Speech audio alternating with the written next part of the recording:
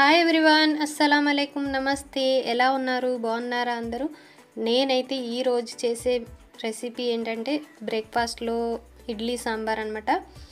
ఇడ్లీ సాంబార్ ఎందుకు చూపిస్తున్నాను అంటే, నేను నార్త్ సైడ్ కర్ణాటకలో ఉన్నప్పుడల్లా ఇడ్లీ ఎప్పుడన్నా మా ఫ్రెండ్స్ చేసి ఇచ్చేవారు అనమాట. బ్రేక్ఫాస్ట్ ఒకళ్ళకి ఇచ్చుకుంటాం కదా, ఒకరికొకరిది. అలాగే మా ఫ్రెండ్స్ అయితే ఇడ్లీ ఇచ్చేవారు. వాళ్ళ ఇడ్లీ అయితే మనం అస్సలు తినలేం, ఎందుకంటే మన ఆంధ్ర ఇడ్లీ కన్నా మించింది ఎక్కడ మనకు దొరకదు. తమిళనాడులో కూడా అంతే, కర్ణాటకలో కూడా అంతే అనమాట. ఎలా ఉంటుందంటే రాళ్ళులాగే ఉంటాయి, కాకపోతే వాళ్ళు బియ్యంతో చేస్తారు కాబట్టి బియ్యం పిండితోటి ఎలాగ దోస పిండి ఎలా వేసుకుంటారో అలాగే అదే పిండితో వాళ్ళు ఇడ్లీ చేసేస్తారు. మనకైతే అది అలవాటు లేదు కదా, ఆంధ్ర వాళ్ళకి రవ్వతోనే మనం ఇడ్లీ చేసుకుంటాం కాబట్టి మన ఇడ్లీ దారి అయితే మనకి అస్సలు రాదనమాట ఎక్కడ తిన్నాని. ఆంధ్రాలో ఇడ్లీ తినాలంటే ఆంధ్రాలోనే, అంతకన్నా ఇంకెక్కడ మంచిగా ఇడ్లీ దొరకదు. అందుకే నేను ఈ వీడియో చేశాను. నేనైతే 1 కప్పు మినపగుళ్ళు తీసుకుని 6 గంటలకి 8 గంటలైనా నానబెట్టేసుకుని పొద్దున్నే ఈవినింగ్ అలా మనం రుబ్బేసుకుంటున్నాను. గ్రైండర్లో అయితే బాగా పేస్ట్ బాగా అవుతుంది, ఉరుము కూడా అవుతుంది కదా. ఒకవేళ లేకపోతే మిక్సీలో రుబ్బుకోవచ్చు. గ్రైండర్లో ఏంటంటే మనకి ఉరుము అవుతుంది, బాగా సాఫ్ట్గా కూడా ఉంటాయి ఇడ్లీలు. నేనైతే 1 కప్పు మినపగుళ్ళు తీసుకున్నా, 1 కప్పు అటుకులు తీసుకున్నాను. అది కూడా మనం పప్పుతోటే నానబెట్టేసుకోవాలి, వేరేగా కడిగేసుకుని మంచిగా నానబెట్టేసుకుని చూడండి ఇలాగా అది కూడా వేస్తూ అటుకులు కూడా వేస్తూ రుబ్బుకోవాలన్నమాట. మధ్యలో వాటర్ పోసుకుంటూ కలుపుకుంటూ రుబ్బుకోవాలి. ఫ్లఫీగా మనకి అవిలా చూసుకోవాలన్నమాట. ఎక్కువగా నీళ్ళు పోసేయద్దు, కొన్ని పోస్తూ ఉండాలి. చూడండి ఇలాగా మధ్యలో చెక్ చేసుకోవాలి. ఇదంతా బాగా ఉరుమయ్యాక తీసేసుకుని, వాళ్ళు ఏంటంటే కర్ణాటక వాళ్ళు అక్కడ ఇడ్లీ రవ్వ దొరకదు మనకిలాగా. మేము కూడా ఉండేటప్పుడు ఏం చేసేవాళ్ళు, సెలవులకు వచ్చినప్పుడు 5 కేజీలు అలాగ రవ్వ తీసుకెళ్ళిపోయేవాళ్ళం అన్నమాట.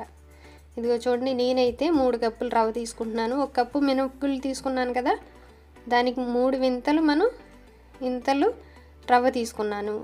దీన్ని నానబెట్టేసుకుని 3-4 సార్లు వాష్ చేసుకుని కలుపుకోవాలన్నమాట. నేను ఇడ్లీ చేసినప్పుడు వాళ్ళకి ఇచ్చేదాన్ని, వాళ్ళకి మన ఇడ్లీ చాలా నచ్చేది. కాకపోతే వాళ్ళు ముందు నుంచి ఇంకా ఏది అలవాటు అవుతే అదే బాగుంటుంది కదా వాళ్ళకైతే. మనకి ఏది అలవాటో వాళ్ళకి అలాగా, వాళ్ళ స్టేట్ ఫుడ్ వాళ్ళకి అలవాటు అనమాట. అందుకని మన ఇడ్లీ వాళ్ళకి నచ్చేది, కాకపోతే ఇడ్లీ రవ్వ దొరకదు కదా. మనం అంటే ఇక్కడి నుంచి తీసుకెళ్ళిపోయేవాళ్ళం, మేము 5 కేజీలు అలా తీసుకెళ్ళేవాళ్ళు సెలవులు వచ్చినప్పుడల్లా. చూడండి నేను ఇడ్లీ రవ్వ అయితే ఇలా వాష్ చేసుకుని మనం 1 గంట నానబెట్టుకుంటే చాలా బాగుంటుంది అనమాట.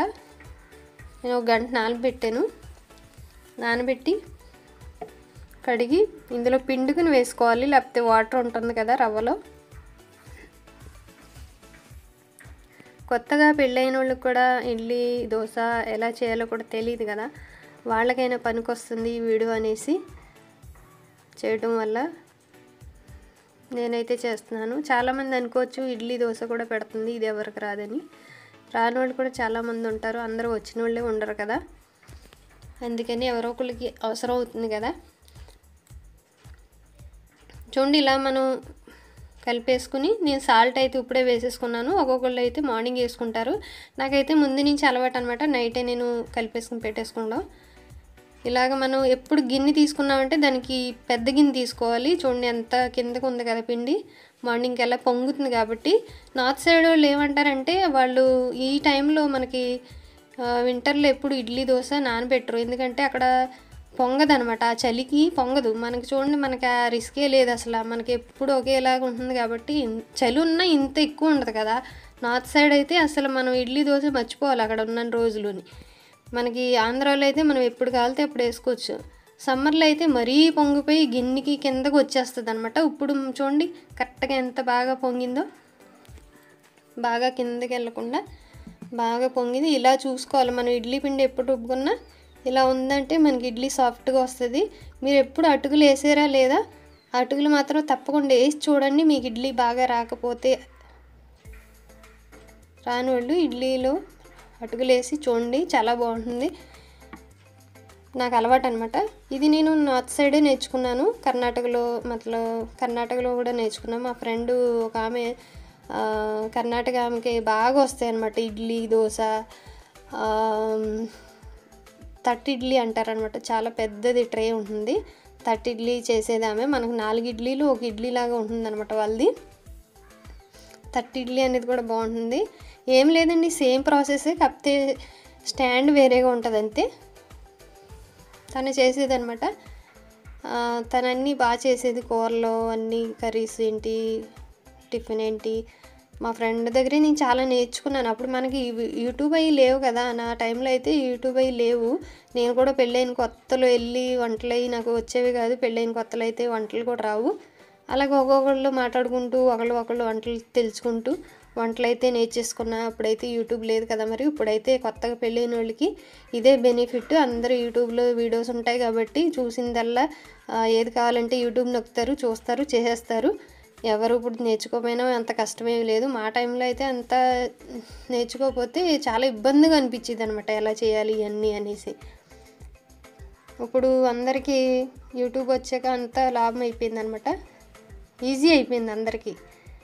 ఏది చేయాలని యూట్యూబ్ నొక్కండి అంతే, మనకి ఏదైనా దొరికేస్తుంది. గూగుల్ అని, యూట్యూబ్ అని, అన్ని ఐటమ్స్ అనమాట.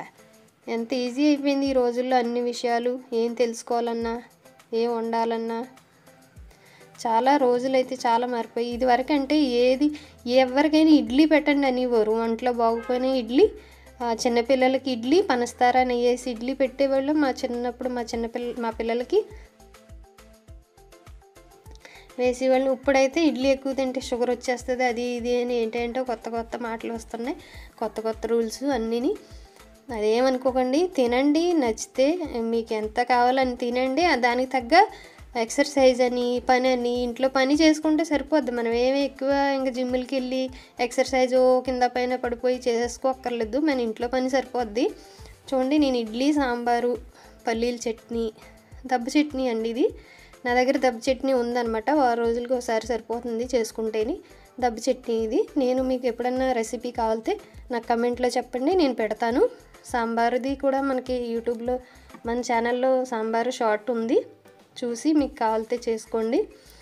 పల్లీల చట్నీ కూడా ఉంది, ఎందుకంటే నేను అన్నీ ఒకేసారి లాంగ్ అయిపోద్ది కదా, అందుకని ఇందులో ఉత్తి ఇడ్లీ సాంబారే పెట్టాను.